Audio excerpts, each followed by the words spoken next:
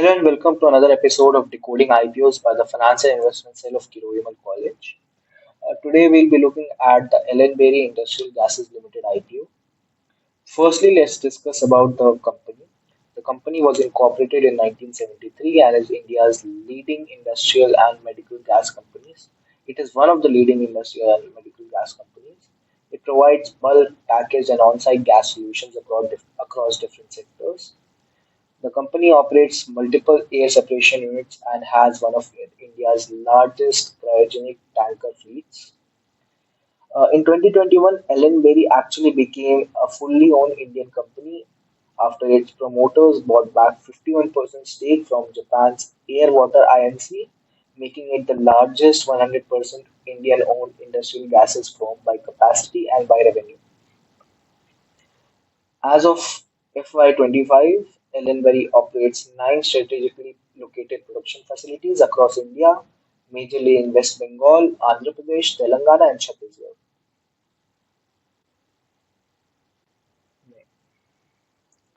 Now let's look at the industrial gases sector. There has been rising industrialization. Therefore, the demand for industrial gases in India is steadily growing.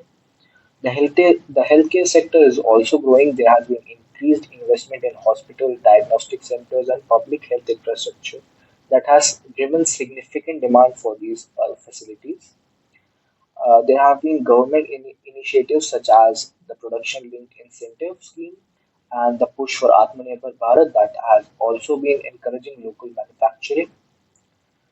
Now, after the COVID-19 scenario, there has been regulatory standards that mandate hospitals and states to maintain buffer stocks of medical oxygen, enhancing the role of gas companies in healthcare readiness. Technological integration, adoption of advanced cryogenic logistics, digital tracking of supply chains, and efficient gas production technologies is transforming the industry landscape. Now let's take a look at the competitor analysis. Firstly, we'll have Allenbury Industrial Gases, we have Lind India Limited, and we have Inox Air Products. Allenbury stands as a mid-sized, fully Indian-owned brand in India, whereas Lind is a market leader and MNC owned. Inox is the second largest and is an Indian joint venture.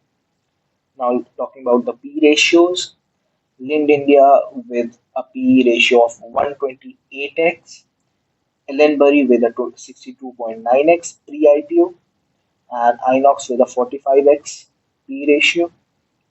Now comparing the strengths of the three companies, the Ellenbury Industrial Gases especially has a strong presence in eastern and southern India. Lind India has an extensive scale and reach. Inox Air Products has a widespread production network. तो ठीक है लेकिन Now let's talk about the IPO. The IPO opens on 24th of June and closes on 26th. Today is 25th. The date of allotment is 27th June. The initiation of refunds and credit of shares would be 30th of June. The listing date is 1st of July. The face value per share is rupees 2. The issue price band is 380 rupees to 400 rupees per share. The lot size is currently 37 shares. The sale type is fresh capital come offer for sale. Some of it is fresh issue, some of it is offer for sale. The total size is 2 crore, about 2 crore shares, and about 1 crore is offer for sale. 1 crore is fresh issue, and more than 1 crore is offer for sale. It is listing at both NSE and BSE. The minimum investment needed is 14,800 rupees as a retail investor.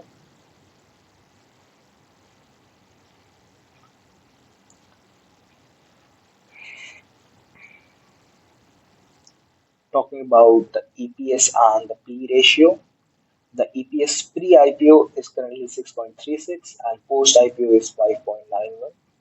The P ratio stands 62.88 pre-IPO and 67.69 post-IPO.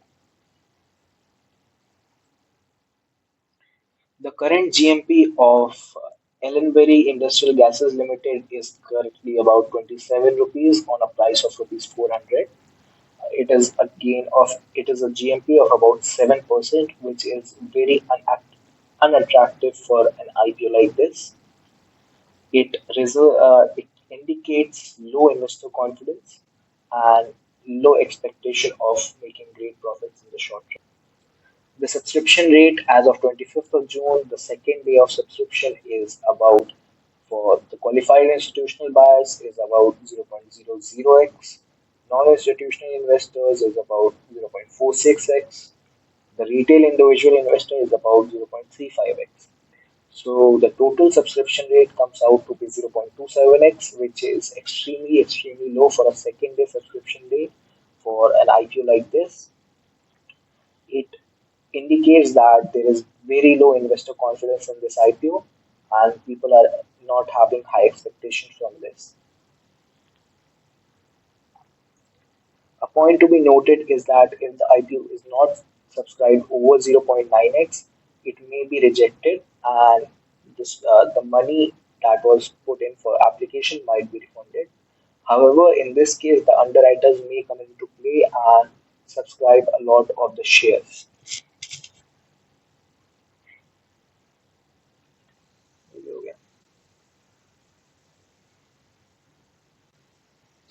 Now let's talk about the object of the offer. The proceeds the company will receive will go towards these objectives. Capital expenditure for setting up a 220 TPD A separation unit in Uluberia in West Bengal. Repayment or prepayment of borrowings partially. General corporate purposes including working capital and infrastructure and expansion. Now let's take a look at the key strengths. 100% ownership is in Indian hands after the exit of Japan's Airwater Incorporation in 2021. Diversified customer base, 1,800 plus clients across critical sectors. High operating margins, EBITDA margin of about 35.1%. Strong return ratios, ROE of about 24.97%. Modern fleet, one of the largest cryogenic tanker fleets for gas logistics. Crisis proven, supplied medical oxygen during COVID with Indian Air Force collaboration. Now let's look at the key risks. The premium valuation is a big no for investors. The geographic concentration, most facilities are eastern and southern India, which limits nationwide scale. The customer concentration, while broad, however, the top 10 customers contribute a significant portion of revenue. Competition from MNCs, again Lind, Inox Air Products, and Air Liquid operate with global tech and pricing strength. Capital intensity, again, future expansion needs consistent funding and demand visibility. Now let's look at some financials. The revenue from operations, the EBITDA, and the net profit have increased significantly. The working capital has been doing great as compared to its peers. The total borrowings have also increased significantly, and this might also indicate that the company is issuing shares to to pay its borrowings.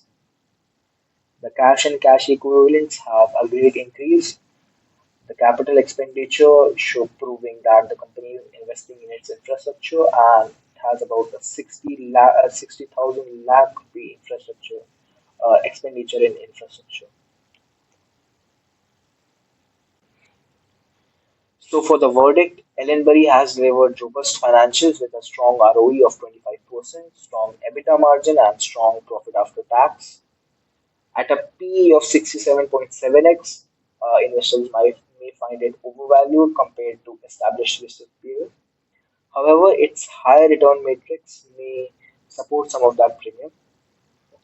Its strategic Indian ownership, healthcare credibility, and upcoming capacity additions to provide a strong foundation. The grey market premium is however 7% and the subscription is about 0.27x. as on the second day of subscription, indicating very low to moderate investor interest. So, for the verdict, long-term investors with confidence in India's industrial and healthcare gas demand may consider applying. However, short-term and mid-term investors may find the valuation very expensive and not profitable. Thank you.